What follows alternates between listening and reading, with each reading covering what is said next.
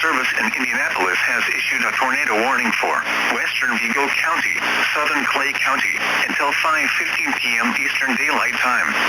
At 4:31 p.m. Eastern Daylight Time, a tornado-producing storm was located near Terre Haute, moving northeast at 25 miles per hour. Expected hazards include tornado. This is a radar-indicated threat.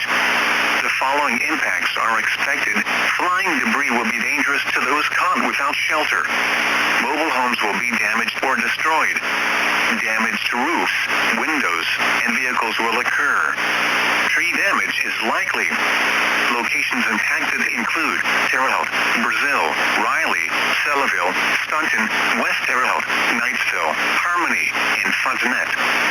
Take cover now. Move to a basement or an interior room on the lowest floor of a sturdy building. Avoid windows.